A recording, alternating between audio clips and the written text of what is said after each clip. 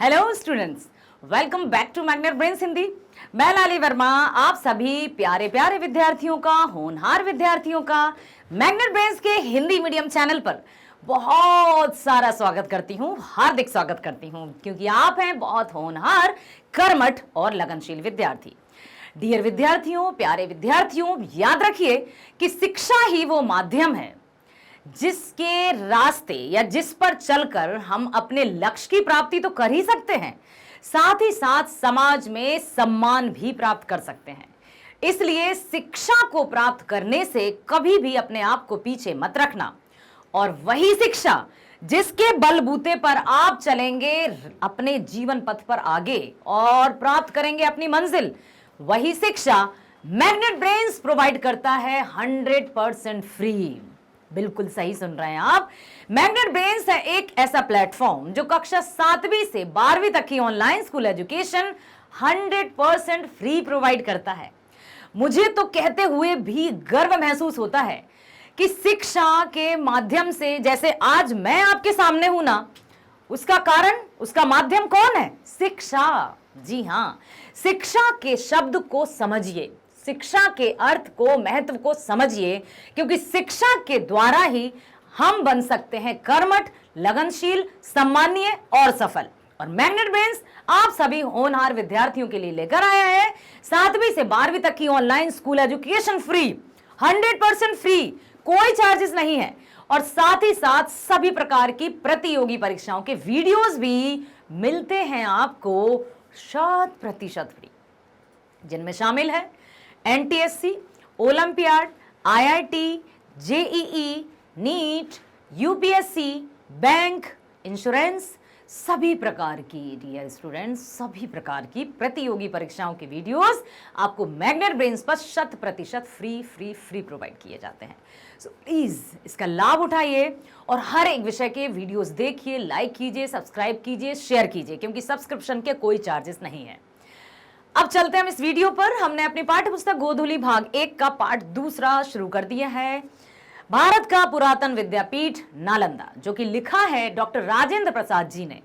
और इसी पाठ के हम आज इस वीडियो में करने वाले हैं बहुविकल्पीय प्रश्न, अर्थात मल्टीपल चॉइस क्वेश्चंस। जी हाँ, मल्टीपल चॉइस क्वेश्चंस में याद है आपको क्या करना है?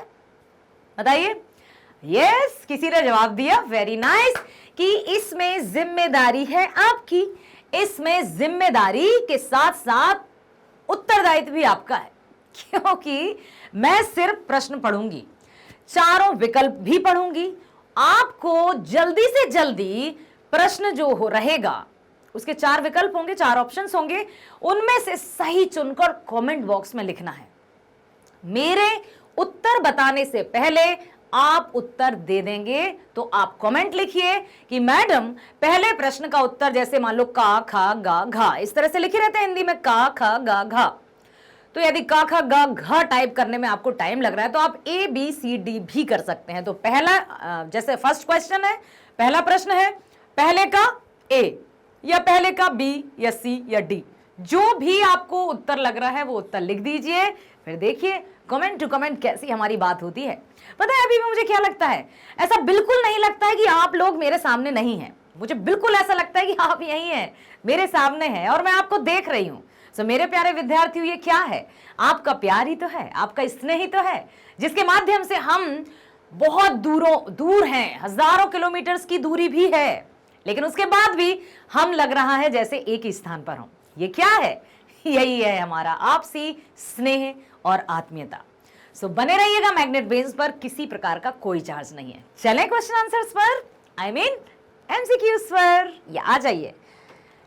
देखते हैं सबसे पहले उत्तर कौन देगा, और जो भी उत्तर देंगे वो अपना नाम जरूर लिखिएगा। फिर मैं नेक्स्ट वीडियो में आपके नाम के साथ आपको थैंक यू बोलने वाली हूं।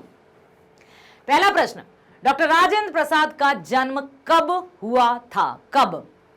1884, 1984, 1774 या 1947? 1884, 1984, 1774 या 1947? Only 5 seconds you have.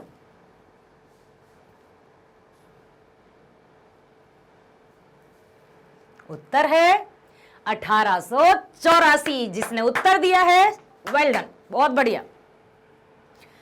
Next question, Rajendra Prasad ji का जन्म किस जिले में हुआ था? कौन सा जिला था? सारण जिला, मधुबनी जिला, मुंगेर जिला या भोजपुर जिला? सारण जिला, मधुबनी जिला, मुंगेर जिला या भोजपुर जिला?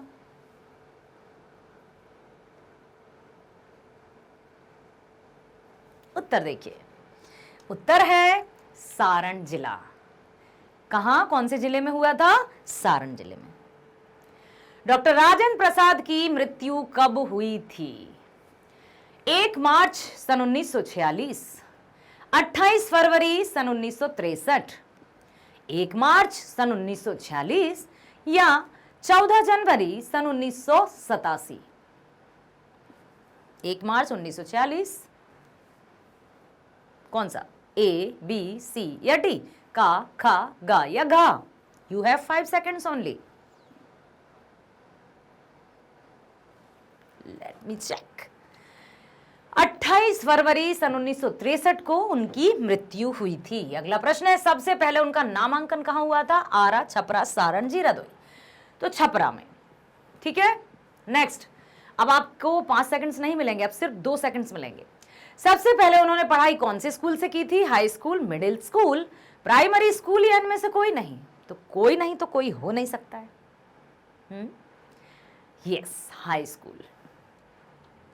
डॉक्टर राजेंद्र प्रसाद किस विषय के अच्छे जानकार थे? कौन से विषय में वो बहुत अच्छी जानकारी रखते थे? हिंदी, अंग्रेजी, फारसी एवं संस्कृत और अरबी? यस, फारसी एवं संस्कृत। क्यों? क्योंकि उनके पिताजी भी फारसी और संस्कृत के बहुत बड़े विद्वान थे और पिताजी ने ही अपने बेटे यानी डॉक्टर राजेंद्र प्रसाद जी को इसकी शिक्षा दी। इसलिए राजेंद्र प्रसाद बहुत अच्छे जानकार थे फारसी और संस्कृत भाषा के। राजेंद्र प्रसाद जी किसके शौकीन थे? पहलवानी और घुड़सवारी, कुश्ती, पढ़ाने के या फिर इनमें से कोई नहीं? देखिए, पहलवानी और घुड़सवारी, कुछ याद आया? इनके पिताजी को पहलवानी और घुड़सवारी का बहुत शौक था और इसी शौक को उन्होंने राजेंद्र प्रसाद जी के मस्तिष्क में भी डाला, क्योंकि वो भी जब कुश्ती करते थे, घुड़सवारी करते थे तो अपने बेटे को भी ले जाते थे, तो उनके मन में भी इंटरेस्ट आया। महेश नारायण और सच्चिदानंद सिन्हा का सहारा पाकर किसकी स्थापना की? Bihar students conference, Uttar Pradesh conference, Jharkhand conference या इनमें से कोई नहीं? तो ये है बिहार स्टूडेंट्स कॉन्फ्रेंस, ठीक है। इस पाठ का तत्कालीन किस व्यवस्था की झोंक पेश करती है? किसका? इस पाठ का जो है व्यवस्था वो कहां, कौन सी विद्या को पेश करती है? शिक्षा, विद्या, महानता या गौरव? गौरव। तो शिक्षा। हमारे प्राचीन भारतीय शिक्षा एवं विद्या केंद्रों में कौन सा स्वरूप दिखलाई पड़ता है? हमारे प्राचीन भारतीय शिक्षा, हमारी जो प्राचीन भारतीय शिक्षा है और जो विद्या के केंद्र थे उनमें कौन सा स्वरूप दिखलाई पड़ता है? महानतम, शांति, गौरव या प्राचीनतम? तो महानतम, बिल्कुल, क्योंकि नालंदा की जहां जहां बात की जाती थी बहुत बड़ा नाम था। हाँ, अक्षरों में सिर्फ 3 अक्षरों का नाम, लेकिन इसका जो महत्व था, इसकी जो ख्याति थी, इसकी जो प्रसिद्धि थी, वो चारों दिशाओं में फैली हुई थी रोशनी की तरह। कौन हमारे इतिहास का गौरवपूर्ण गाथा को समेटे हुए है? नालंदा, पटना, सारण या मोतिहारी? तो कौन हमारे इतिहास का गौरवपूर्ण गाथा को समेटे हुए हैं? नालंदा। डॉक्टर राजेंद्र प्रसाद स्वतंत्र भारत के प्रथम क्या थे? डॉक्टर राजेंद्र प्रसाद प्रथम राष्ट्रपति थे। वर्तमान नालंदा के गर्म कुंडों से 7 मील दूर पर क्या है? वर्तमान नालंदा के गर्म कुंडों से 7 मील दूर क्या है? राजगृह, राजदरबार, ऐतिहासिक स्थल या इनमें से कोई नहीं? देखो, आपके पास वो भी समय मिल रहा है। अब आप सोच रहे हो मैम आप 5 सेकंड का टाइम भी नहीं दे रहा है और ना ही आप 2 सेकंड्स का दे रहा हो। जब मैं पढ़ती हूँ तो आप भी तो पढ़ते हो, यही तो परीक्षा है। वर्तमान नालंदा के गर्भसात ग्रह की दूरी पर है राजगृह। नालंदा के खंडहर प्रदेश किस जिले में है? तो वो है नालंदा, बेगूसराय, सारण या भोजपुर। तो वे हैं नालंदा। किस सम्राट के समय युवान चांग इस देश में आया था? बताइए, कौन से सम्राट का समय था जब युवान चांग इस देश में आया था? हर्षवर्धन। नालंदा के तंत्र विद्या के कौन से प्रमुख आचार्य तिब्बत गए थे? नालंदा के तंत्र विद्या के कौन से प्रमुख आचार्य तिब्बत गए थे? जिनको तंत्र विद्या आती थी, जो नालंदा के थे और जो तिब्बत गए थे, वो कौन से आचार्य थे? कमलजीत, पुष्पजीत, राजगीत, धर्मजीत। कौन थे? कमलजीत, पुष्पजीत, राजगीत या धर्मशीत।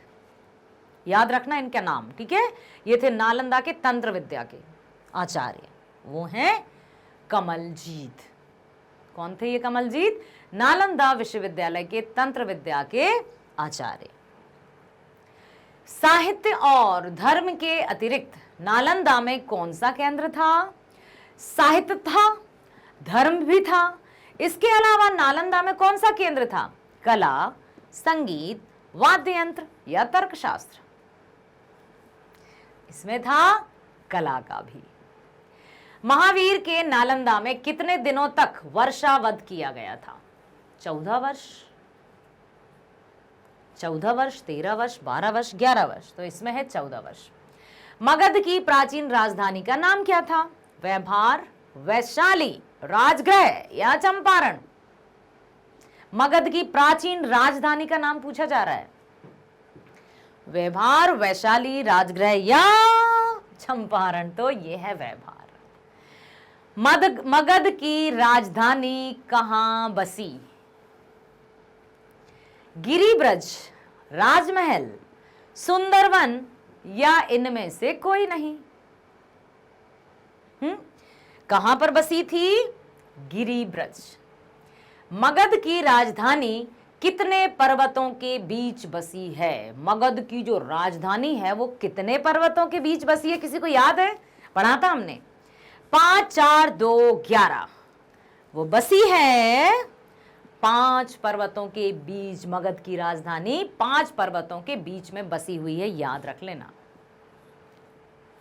फायान कहां का यात्री था? जापानी, चीनी, पुर्तगाली या रूसी? फायान कहां का यात्री था? जापानी, चीनी, पुर्तगाली या रूसी?